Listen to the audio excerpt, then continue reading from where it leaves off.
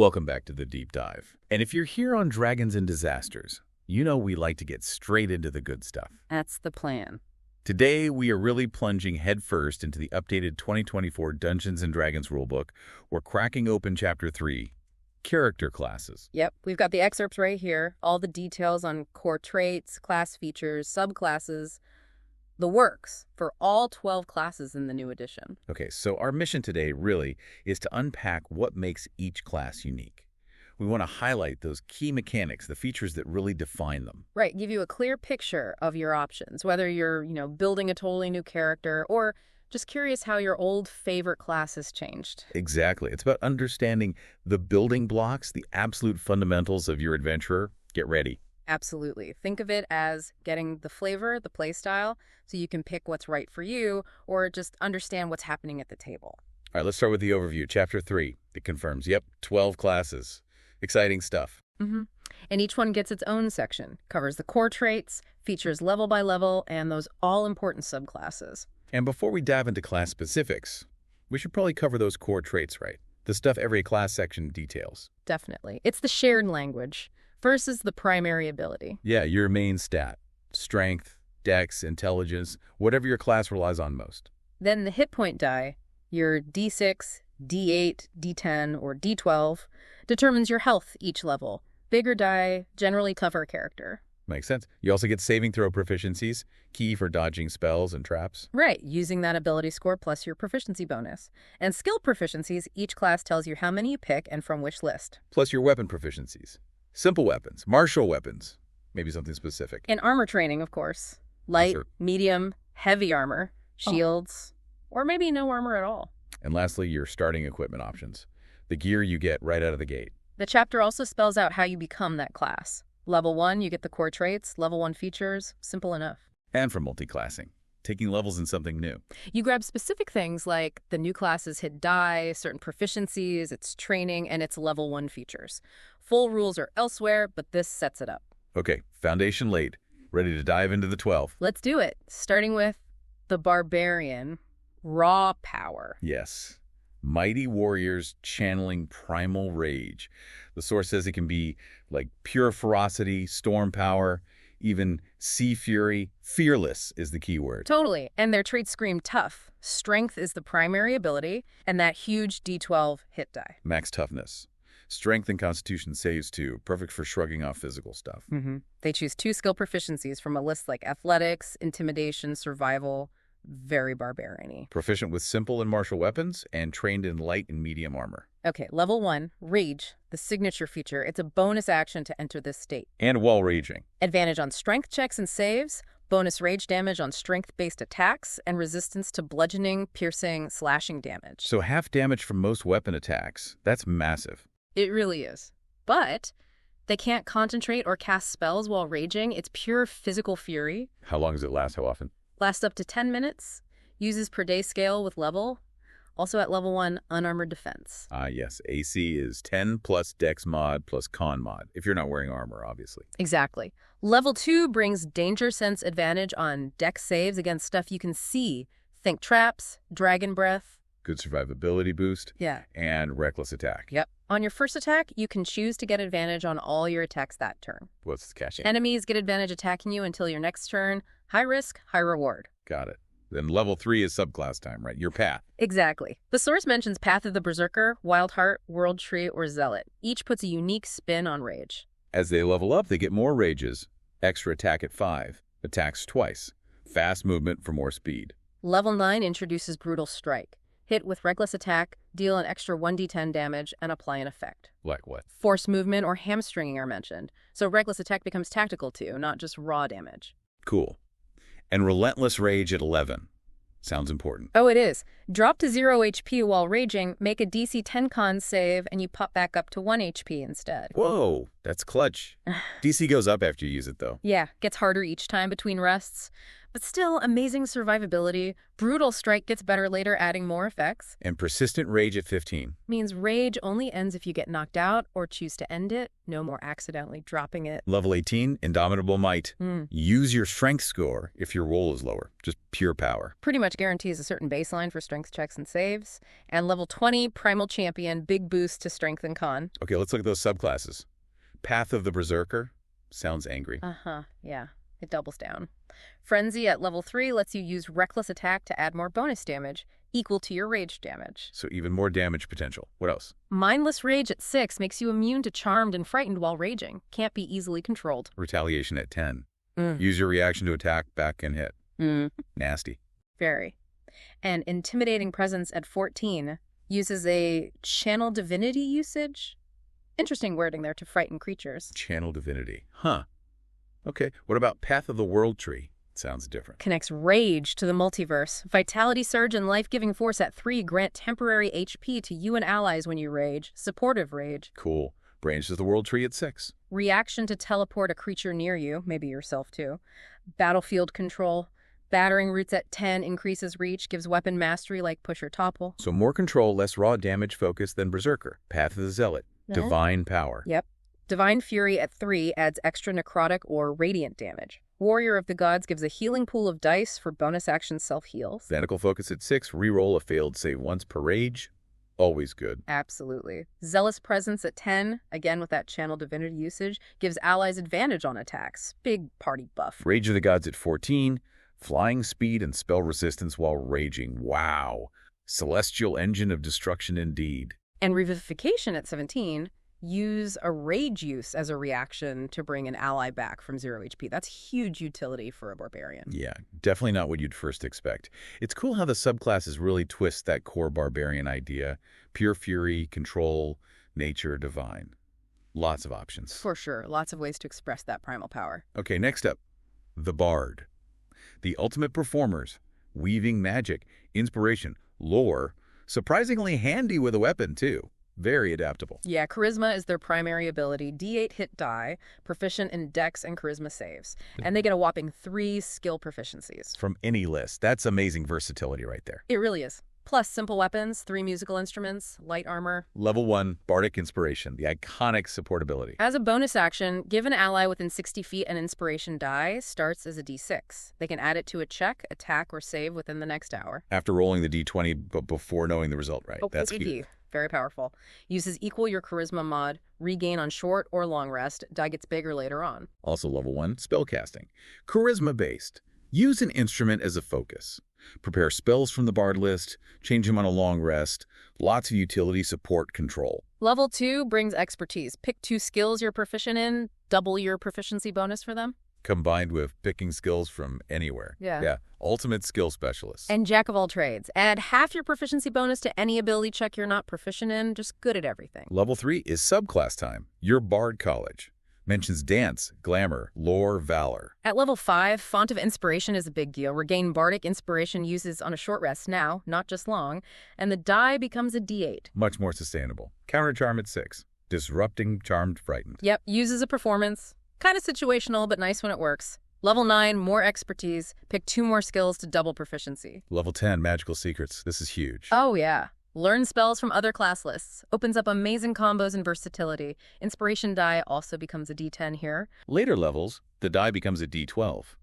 Superior Inspiration at 17 ensures you start combat with at least 1 inspiration use. Let's peek at College of Valor, the martial bard. Right, preserving heroics, blending fighting, and performance. Level 3, Combat Inspiration.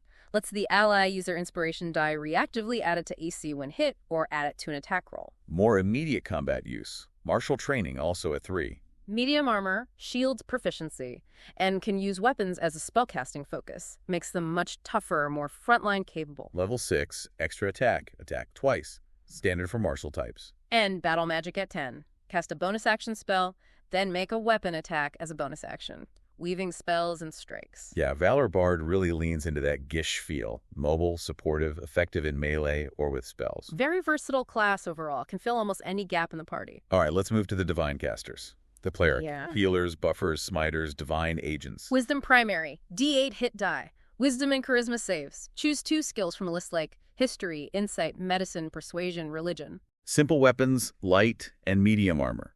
Shield proficiency too, and they start with a holy symbol. Spellcasting at level 1 uses wisdom, holy symbol as focus.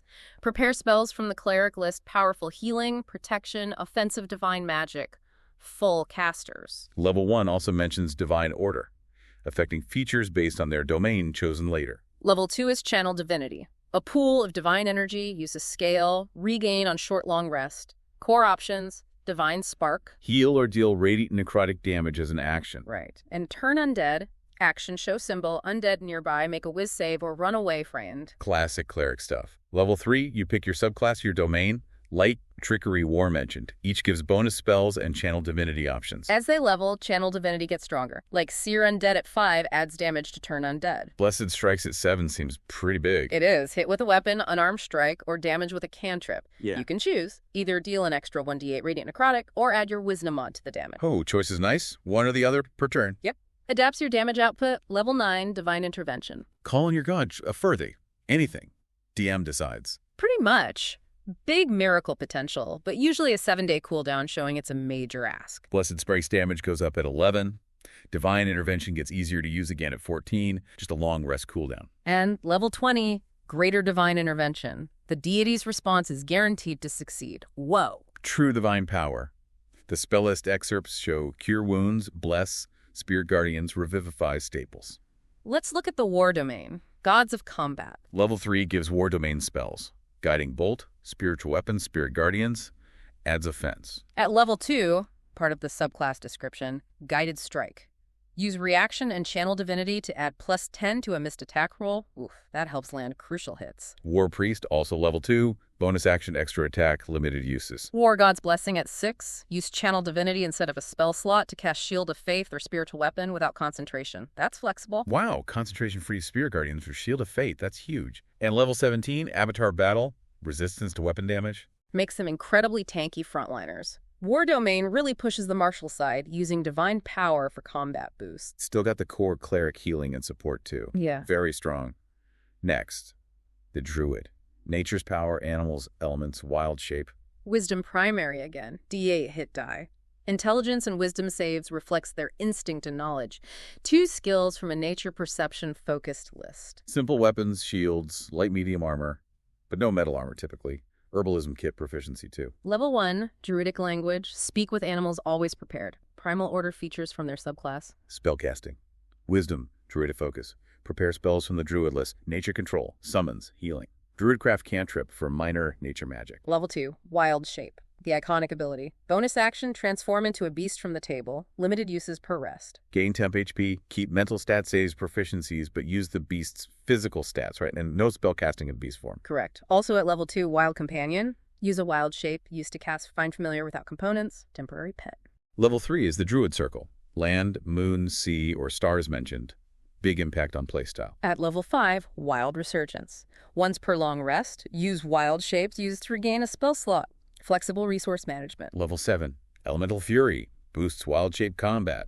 Add Wisdom mod to attack damage, and Primal Strike makes attacks magical. Crucial for overcoming resistances. Level 18, Beast Spells. Huge late game boost. Cast spells while in wild shape.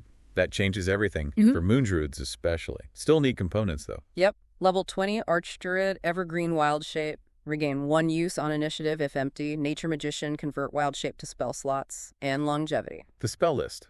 Entangle, Spike Growth, Conjure Animals, Earthquake, True Resurrection. Lots of nature power. And the Beast Shapes table shows the CR of beasts you can turn into scales up, unlocking stronger forms and flight. Subclasses. Circle of Land focuses on spellcasting. Yeah. Level 3 gives circle spells based on land type, arid, polar, etc. Always prepared. Adds spells like Fireball or Misty Step. Land's Aid is a magic action to heal or harm in an area. Natural Recovery at 6 lets them recover spell slots on a short rest. Nature's Ward at 10 gives poison immunity and relevant damage resistance. Circle of the Sea draws on ocean power. Level 3 gives sea-themed spells like Fog Cloud, Control Water. Wrath of the Sea uses Wild Shape for an ocean energy blast, maybe incapacitating foes or teleporting. Aquatic Affinity grants swim speed. Improved Circle forms at 6 enhances wild shape attacks, lunar radiance, and con saves. Increased toughness. Moonlight Step at 10 is a bonus action teleport with advantage on the next attack. Circle of the Stars sounds cool. Manifests constellations. Right. Level 3 is Starry form. Bonus action, choose a constellation form. Archer, ranged damage. Chalice healing, dragon, better check saves. Lasts 10 minutes, gives benefits without fully replacing stats like wild shape. So a different kind of transformation. Cosmic Omen at 6, influence D20 rolls. Yep. Reaction to add or subtract a d6 from someone's roll. Twinkling constellations at 10 buffs the starry forms. Druid subclasses seem really diverse, enhancing spells, different wild shape focuses, or this unique starry form thing. Definitely offers varied ways to channel nature's might. Let's switch gears to pure martial prowess. The fighter, master of arms and armor, relentless adaptable. Strength or dexterity primary, your choice. D10, hit die, very sturdy. Strength and con saves. 2 skills from a martial list. Proficient with everything. Simple. Martial weapons, all armor types, shields. The most gear versatile. Level 1, pick a fighting style defense, dueling, great weapon fighting, etc. Second wind is a bonus action self-heal, 1d10 plus fighter level, once per short long rest. Yeah. Also level 1, weapon mastery. Proficient with 2 specific weapon types. These gain special mastery properties at higher levels. Like cleave, push, sap, slow, topple, adding tactical effects to basic attacks. Level 2, action surge. The defining fighter ability. Use an action, get another action. Attack twice, cast a spell, then attack. Huge burst potential. Once per short long rest, twice at 17. Tactical wind also at 2. Use second wind to move without provoking opportunity attacks. Mobility boost. Level 3, pick your fighter subclass. Battlemaster Champion, Eldritch Knight, Psy Warrior mentioned. Level 5, extra attack. Attack twice. Absolutely core. Indomitable at level 9. Reroll a failed saving throw with a bonus equal to your fighter level. Great defense, more uses later. Level 11, 2 extra attacks. That's 3 attacks per attack action. At level 20, 3 extra attacks. Yeah. 4 attacks. Just relentless. Unmatched baseline damage output. Battlemaster subclass uses maneuvers. Yep. Level 3 gives Student of War, skill tool, maneuver dice, d8s, scaling, short rest recovery, and you learn maneuvers. Like disarming attack, trip attack, rally. Adding effects and control to your attacks by spending dice. No, your enemy at 7 lets you study foes, regain a die. Improved combat superiority makes the dice bigger, D10 than D12. Very tactical. Eldritch Knight blends fighting and magic. Level 3, spellcasting, intelligence-based wizard list, abjuration, evocation focus early on, up to 4th level spells eventually. War bond lets them bond with a weapon. Level 7, war magic. Cast a cantrip as an action, make a weapon attack as a bonus action. Good integration. Eldritch strike at 10 gives disadvantage on saves versus your spells after hitting with a weapon. Helps magic land. Fighters are super versatile, durable damage dealers. Subclasses shift them towards tactics, magic, or pure simplicity. That scaling number of attacks is just incredible. Consistent power. Okay, on to the monk. Martial artist, supernatural focus, key power, rigorous training. Dex and wisdom are primary. D8 hit die, strength and dex saves. 2 skills from an agile, disciplined list. Simple weapons and light martial weapons. Crucially, no armor training. They rely on speed and defense features. Level 1, martial arts. Benefits when unarmed or using monk weapons without armor shield. Use dex for attacks damage. Use martial arts die, d6 scaling up for damage. Bonus action unarmed strike after attacking. Plus unarmored defense. AC is 10 plus dex mod plus whiz mod. Level 2, monk's focus. Uses focus points, their unique resource. Scales with level, regains on rests. Fuels key features. Like flurry of blows. Yep. 1 focus point after attacking, make 2 unarmed strikes as a bonus action. Patient defense, 1 point for bonus action dodge. Step of the wind, 1 point for bonus action dash or disengage, plus double jump distance. Very mobile and defensive options. Unarmored movement at 2 increases speed too. They get fast. Very fast. Level 3, deflect attacks. Reaction when hit by BPS damage, reduce it by 1d10 plus dex plus monk level. And if damage reduced to 0. Spend 1 focus point, redirect the damage back at the attacker. Right. Ranged counterattack. Nice. Level 3 is monk subclass, warrior of mercy, shadow, elements, open hand. Defines their style. As they level, speed increases, martial arts die grows. Level 7, evasion take no damage on successful. Dex saves for half on failure. Huge defense boost. Level 9, acrobatic movement, run on walls, water. Stunning strike at 5 is huge too, right? Oh yeah. Once per turn on a hit, spend 1 focus point, force a con save, or the target is stunned for a turn. Amazing control. Deflect energy at 11 expands. Deflect attacks to any damage type. Wow. Disciplined Survivor at 14 lets them spend focus to reroll saves. Perfect Focus at 15 helps manage points. Let's check out Warrior of the Elements. Taps into elemental power. Level 3, Elemental Attunement. Spend 1 focus point, get elemental energy for 10 mins, Increases reach, changes unarmed strike damage type, acid, cold, fire, etc. Can push-pull foes. Gain elemental cantrips, too. Elemental Burst at 6. Spend Focus for an AoE Elemental Blast. Stride of the Elements at 11. Fly and swim speed while attuned. Monks are all about that focused mobile combat. Using focus points for bursts of action, defense, control. Subclasses add distinct elemental, shadowy, or other flavors. That focus point system really makes them feel unique. Very tactical resource management. Time for the Holy Warriors, the Paladin. Oaths, combat, spells, healing, smiting, protectors. Strength and Charisma primary. D10 hit die. Wisdom and Charisma save spiritual and personal strength. 2 skills like Athletics, Medicine, Persuasion. Proficient with all weapons, all armor, shields. Heavily armored. Start with Holy Symbol. Level 1, Lay on Hands. Pool of Healing, level by 5 HP. Touch to restore HP, or spend 5 HP to cure disease poison. Also level 1. Spellcasting. Charisma-based, Holy Symbol focus. Prepare spells from Paladin list healing, support, smites, half-casters, eventually up to 5th level spells. Level 2, choose a fighting style. Blessed Warrior for cleric cantrips is an option. Weapon Mastery for 2 weapon types. And Paladin Smite. Divine Smite, always prepared. Cast once per long, rest free. Plus Divine Sense. Channel Divinity to sense celestials, fiends, and dead. Right. Channel Divinity uses Scale, Regain on short long rest. Options vary by subclass. Divine Smite itself lets you burn spell slots on a hit for big radiant damage bursts. Level 3, choose your oath. Devotion, glory, ancients, vengeance mentioned, each with specific tenets that guide the paladin, central to their identity. Level 5, extra attack. And Faithful Steedcast, find steed once per long rest free, get your mount. Level 6, Aura of Protection. This is arguably their biggest party contribution. Absolutely. Conscious Paladin allies within 10 feet add the Paladin's Charisma mod to all their saving throws. Huge resilience boost for everyone nearby. Expands to 30 feet later. Abjure foes at 9. Channel Divinity to frighten enemies. Aura of Courage at 10. Immunity to frighten for you and allies in the aura. Radiant Strike at 11 adds 1d8 Radiant to weapon-armed hits. Consistent damage boost. Restoring Touch at 14 lets Lay on Hands remove conditions. Oath of Glory subclass. Protecting heroism, seeking glory. Level 3 gives oath spells like Guiding Bolt, Haste. Peerless Athlete uses Channel Divinity for boosted athletics, acrobatics, and jumps. Aura of Alacrity at 7 increases speed for you and allies entering aura, mobility aura. Glorious Defense at 15. Reaction to boost an ally's AC when hit, potentially forcing the attacker to target you instead. Letting you counterattack, very protective. Elder Champion at 20, bonus action power-up, advantage on saves, channel divinity options, cast action spells as bonus actions. Big finale. Paladins are tanky, versatile fighters with strong party support through auras and healing, plus burst damage from smites. Their oath is everything. Great mix of martial, magic, and support. Very valuable. Okay, wilderness experts. The ranger, trackers, hunters, nature magic users. Dexterity and Wisdom primary. D10 hit die. Strength and dex saves. Choose 3 skills from a survival perception list. Simple martial weapons, light medium armor, shields. Moderately armored. Level 1 spellcasting uses wisdom, druidic focus, prepare spells from ranger list nature, tracking, combat buffs. Half-casters, like paladins. Also, level 1, favorite enemy, Hunter's Mark always prepared, cast twice per long, rest free, key damage spell, plus weapon mastery. Level 2, fighting style. Druidic warrior for druid cantrips option. Deft explorer gives expertise in 1 skill, plus 2 languages. Level 3, pick your ranger subclass. Beastmaster, Fey Wanderer, Gloomstalker, Hunter defines their combat approach. Level 5, extra attack.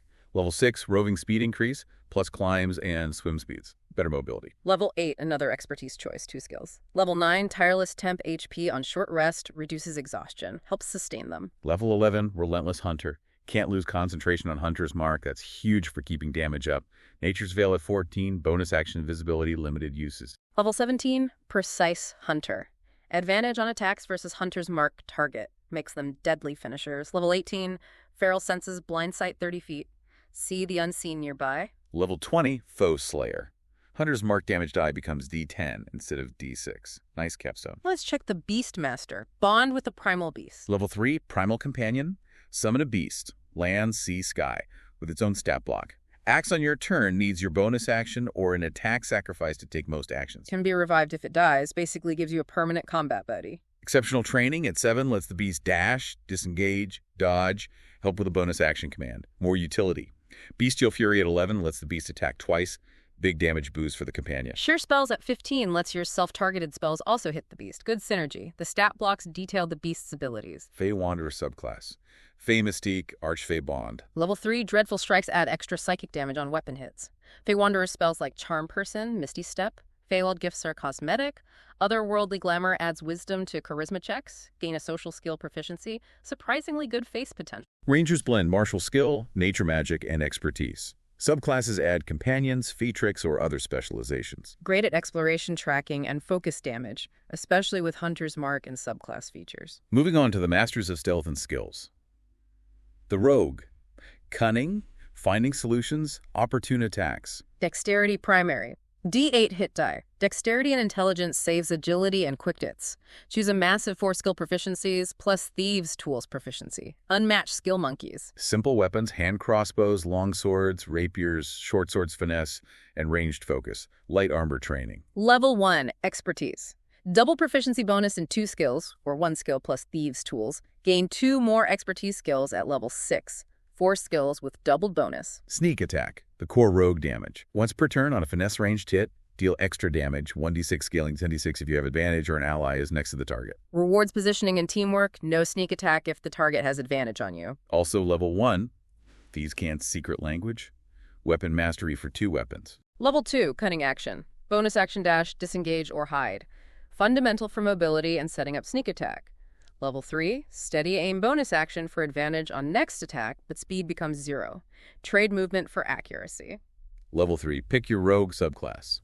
Arcane Trickster, Assassin, Soul Knife, Thief defines their brand of roguishness. Level 5, cunning strike. Now sneak attack isn't just damage, spend some sneak attack dice to add effects. Like poison, con saver poison, or deck saver prone. That adds so much utility. Exactly. Transform sneak attack into a versatile toolbox. Later levels bring uncanny dodge, reaction to have attack damage, slippery evasion, devious strikes, more cunning strike options, elusive, harder to get advantage against, very slippery. Arcane Trickster subclass uses magic. Yep. Level 3 spellcasting. Intelligence-based, wizard list, illusion enchantment focus, up to 4th level spells. Mage Hand Ledger Domain makes Mage Hand invisible, controllable as bonus action for sneaky tasks. Magical Ambush at 9 gives disadvantage on saves versus your spells if you cast while invisible. Versatile Trickster at 13 lets Mage Hand help or apply Cunning Strike nearby. Spell Thief at 17. Reaction to potentially negate and steal a spell. Very cool. Very tricky. Assassin subclass focuses on, well, assassinating. Level 3. Assassinate. Advantage on initiative. Advantage on attacks versus creatures who haven't acted yet in round 1. Extra damage on sneak attack versus those creatures 2. Devastating opener. Assassin's Tools gives Disguise Poisoner's Kit proficiency. Infiltration expertise at 9. Mimic speech writing. Steady aim doesn't reduce speed. Better infiltration. Envenom Weapons at 13 buffs the Poison Cunning Strike. Death Strike at 17. Potential doubled damage on a first-round sneak attack if target fails con save. Brutal. Rogues are skill masters. Incredibly mobile, great at exploiting openings for big damage, and now utility with Cunning Strike. Subclasses add magic, deadliness, or other tricks. Fantastic Scouts, Infiltrators, and Pinpoint Damage Dealers. Almost done. The Sorcerer. Innate magic from lineage, events, alien influence, masters of raw power. Charisma primary. D6 hit die quite fragile. Constitution and Charisma saves. 2 skills from a magic social list. Simple weapons, no armor training. Start with Arcane Focus. Level 1. Spellcasting. Charisma-based Arcane Focus. Learn cantrips, prepare spells from Sorcerer list. Fewer spells known than wizards usually, but powerful offensive control options. Also Level 1. Innate Sorcery. Bonus action power-up for 1 minute. Advantage on Sorcerer spell attack rolls. Twice per long rest. Burst accuracy. Level 2, Font of Magic. Their unique resource. Sorcery points. Scale with level, regain on long rest. Use points to create spell slots or fuel meta magic. Can also convert slots into points. Very flexible. Meta magic, the core sorcerer mechanic. Choose 2 options at level 2, more later. Alter spells on the fly. Right. Careful spell, protect allies. Distant spell, range. Quicken spell, bonus action cast. Seeking spell, ignore cover. Subtle spell, no components. Transmuted spell, change damage type. Twin spell, hit 2 targets. Loads of options to customize spells. Level 3, choose sorcerer subclass. Aberrant Mind, Clockwork Soul, Draconic Bloodline, Wild Magic mentioned. Source of their power. Sorceress Restoration at 5. Regain some sorcery points on a short rest once per long rest. Help sustain them. Sorcery Incarnate at 6. Use innate sorcery more often. Use 2 meta magics per spell while active. Level 20, Arcane Apotheosis. Use 1 meta magic per turn for free while innate sorcery is active. Wow. Huge flexibility boost. Spell list includes Fireball, Chain Lightning, Wish, big hitters. Aberrant Mind subclass, Psionic Power, Alien Influence. Level 3 gives psionic spells. Detect thoughts, summon aberration, always prepared. Telepathic speech for subtle communication. Psionic Energy at 6 is key. Cast psionic spells using sorcery points instead of slots, potentially bypassing components. Very sneaky casting. Psychic Defenses gives psychic resistance, advantage versus Charmed Frightened. Revelation and Flesh at 14. Spend sorcery point for physical transformations. Swim speed, water breathing, fly speed, invisibility, pass through small spaces. Very alien. Warping Implosion at 18. Teleport and pull enemies towards where you left, dealing force damage. Chaotic. Cockworks, all subjects. Cosmic Order Mechanus. Level 3 gives Clockwork Spells, Aid, Wall of Force, fitting the theme. Manifestations of Order are cosmetic. Restore Balance is a reaction to cancel advantage, disadvantage on a roll nearby, enforcing fairness. Prance of Order at 10. Spend 5 sorcery points for 1 minute. Treat d20 rolls of 9 or lower as 10 for attacks check saves.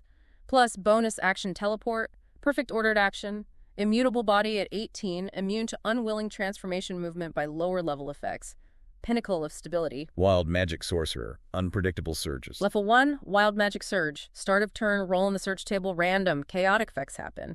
Tamed Magic lets them use a reaction after casting to choose a surge effect instead of rolling, once per long rest. Some control over the chaos. The search table is a big list of random stuff. 1d100 roll. Can be good, bad, weird. Exactly. Sorcerers are defined by metamagic flexibility, twisting spells uniquely. Subclasses reflect their power source, alien psionics, cosmic order, draconic heritage, or pure chaos. Metamagic really lets them adapt spells situationally, making them powerful despite fewer known spells. Okay, next. The Warlock. Seekers of forbidden knowledge, power from pacts with otherworldly beings, drawn to the mysterious. Charisma primary, D8 hit die. Wisdom and charisma saves. 2 skills from an Arcane social deceptive list. Simple weapons, light armor training. Varied starting gear. Level 1, Eldritch Invocations. Key customization feature. Choose supernatural abilities boons from a list as you level. Many have prerequisites. Lets you tailor your Warlock. Also level 1, Pact Magic. Form a pact with a patron. Charisma casting, arcane focus. Prepare spells from Warlock list, the unique part. Few spell slots, but they're all the same. Highest level you can cast, up to 5th.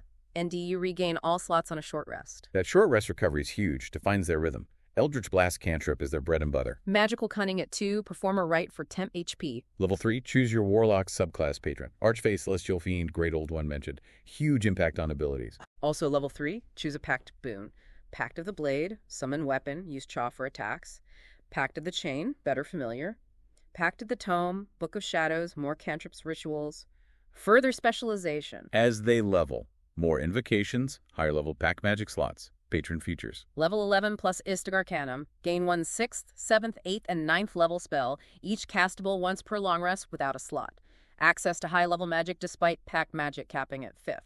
Level 20, Eldritch Master. Regain all pact magic slots as an action, once per long rest. Quick recharge. Spell list includes Hex, Misty Step, Fireball, up to big spells via Arcanum, often darker manipulative themes. The invocations list is huge. Agonizing Blast, add Chaw to Eldritch Blast damage, is almost mandatory. Devil Sight, Darkness Vision, Thirsting Blade, extra attack for Blade Pack. Spellcasting without slots, tons of options. Let's look at the Archfey Patron. Whimsical, tricky Fey power. Level 3 gives Archfey spells Charm Person, Misty Step. Misty Escape at 6, reaction to damage, turn invisible, teleport away, Great Escape, Beguiling Defenses at 10, immune to charm. Dark Delirium at 14, action to charm frighten a creature with an illusion. Very Archfey. Warlocks are super customizable via Patron, Pact, and Invocations. Pact Magic's short rest recovery makes them consistent casters throughout the day, masters of their chosen niche. Great sustained damage with Eldritch Blast builds or interesting utility melee options. And finally, the Wizard, the Scholars of Magic.